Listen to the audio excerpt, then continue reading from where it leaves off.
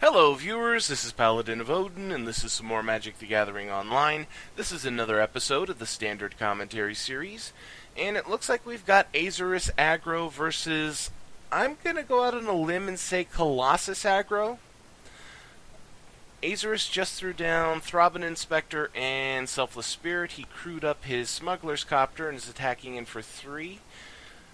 The other side did attack in with his Glint Crane the last time, so he's wide open for the 3 damage. Azorius discards Stasis Snare. Now, one of the great things about Stasis Snare is it has flash. But he's tapped out, so it's entirely possible that that was his reasoning, no reason to keep it around, or he could have another one in his hand, or he could have a better solution to a creature problem in his hand. Cultivator's Caravan. Not really that helpful right now. When it costs 3 and all it does is make your 4th mana, not really that helpful when your opponent can fly in for 3. Now, he did leave up his Crane, so undoubtedly he'll chump block. But, like I've said before, that's one of the great things about Smuggler's Copter, is all you have to do is declare it as an attacker or a blocker, and you get the draw effect. So, no damage required. Okay, discarding Revolutionary Rebuff. Non-artifact spell. That's probably why he discarded it, because it's obvious that his opponent is an artifact-centric deck. He's going to have a lot of artifacts to play, so a counterspell that can't do anything against them, not that helpful.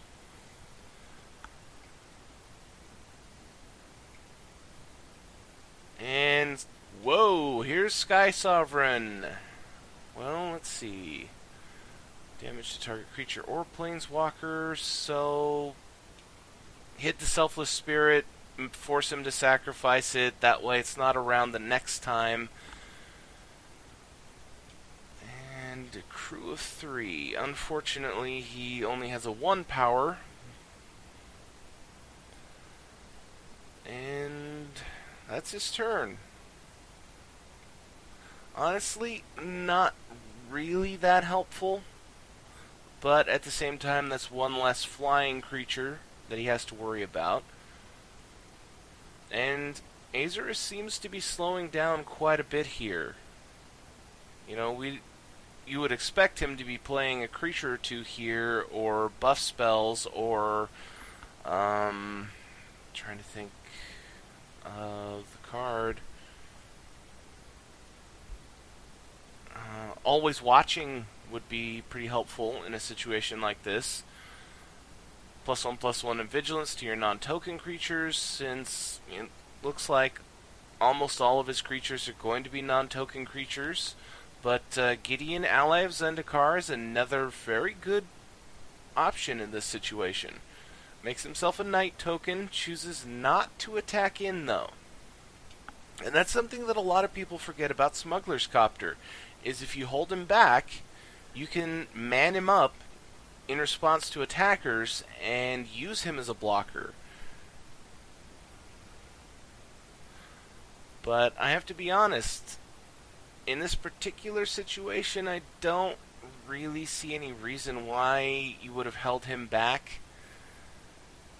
I mean, Cultivator's Caravan is crew 3, Sky Sovereign, crew 3. He'd have to play something with the power of 2 to be able to use either of these vehicles.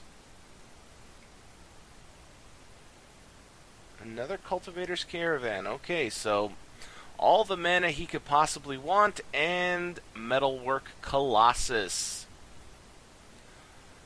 Well, there is the crew power, and Azorius straight up concedes.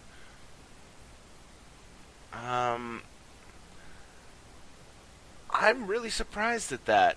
5 cards in hand, 6 on the draw, and a 10/10 without any abilities. It doesn't have trample, which you'd kind of expect from a creature like him, but no. And then Sky Sovereign, he could crew it up and attack in for 6 and deal 3 damage. I mean, it's not a great situation, but by no means should that have been the end. But who knows, maybe his hand was garbage. But if it was garbage, then he really should have attacked in with that Smuggler's Copter. Extra cards can get you through bad situations. So let's go to game 2. Okay, turn 2, Crane from Colossus.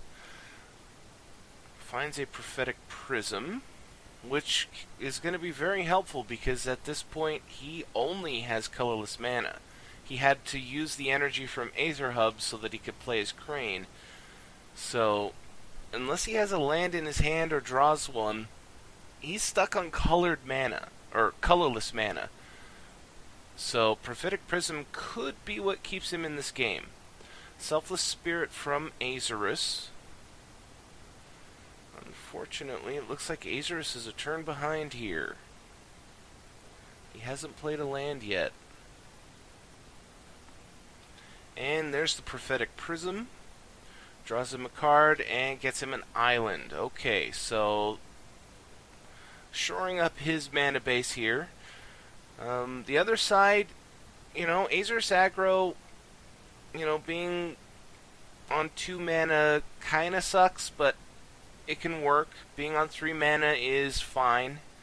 And Thalia is a huge help here. Creatures and non-basic lands your opponent controls enter the battlefield tapped. So, anything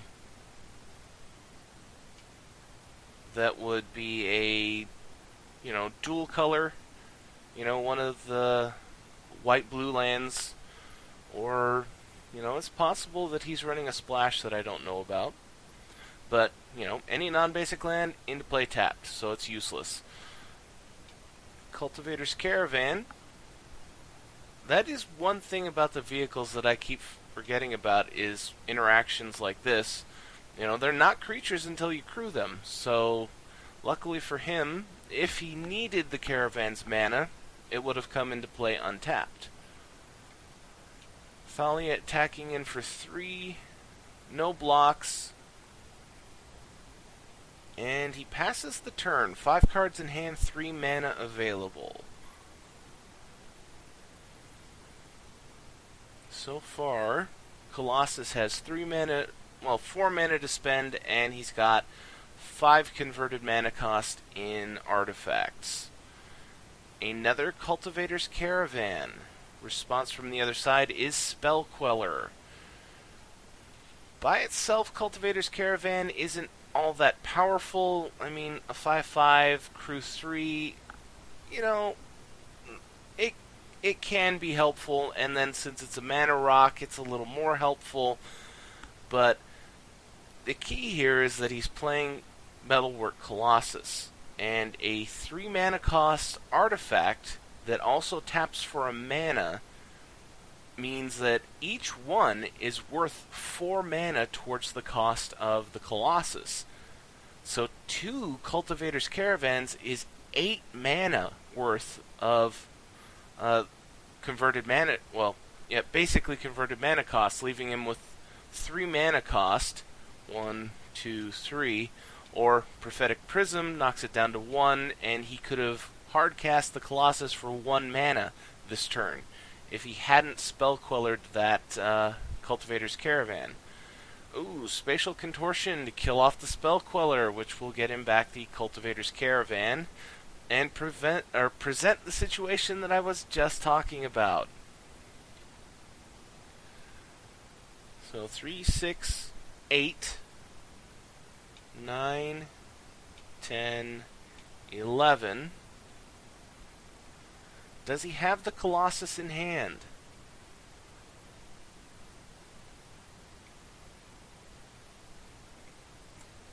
Herald of Kozilek. Haven't seen this guy in quite a long while. Now, unfortunately for him, Thalia says, yeah, you get to come in sideways, because a 2/4 would have been incredibly helpful against this combat phase. It would eat the Knight token, he wouldn't be able to attack in with Thalia. Instead, he can man up Gideon and attack all in. Or just with Thalia and Gideon. But that's still 8 damage. Chump blocking Gideon with the Crane, so that's 3 damage that goes through. Crane is going to die.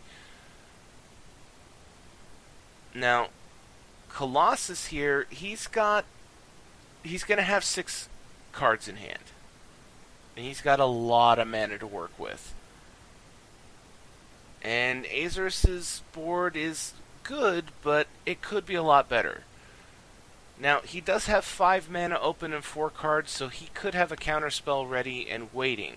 Sky Sovereign from Colossus. No response. Well, that's going to nuke Thalia. And response? Archangel Avacyn. No response to Sky Sovereign, but a response to his ability. So all of his creatures have indestructible now. And more importantly, he has a 4/4 flying vigilance to work with.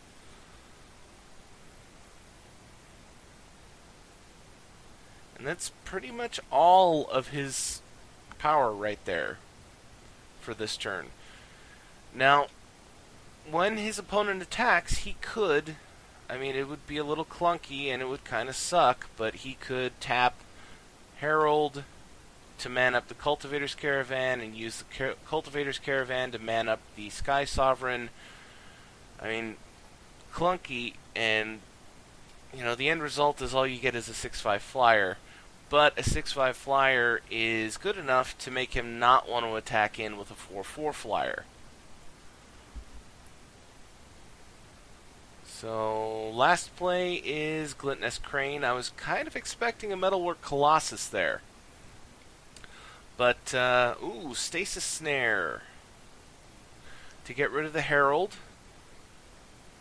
And unfortunately, my clunky play to bring Sky Sovereign into this combat phase kind of went out the window when he tapped the Cultivator's Caravan. So, Stasis Snare clears the way, he mans up Gideon, and that was going to be 5, 7, 14, 16 damage. Well, unfortunately for Colossus, that second game did not go very smoothly. It looked like he just kept drawing the things that he needed the turn before to be fast enough to keep on the offensive. So, I'm going to end the video there. That was Azorius Aggro versus Colossus Aggro. And if you liked what you saw, hit that like and subscribe button for me, and I will see you in the next video.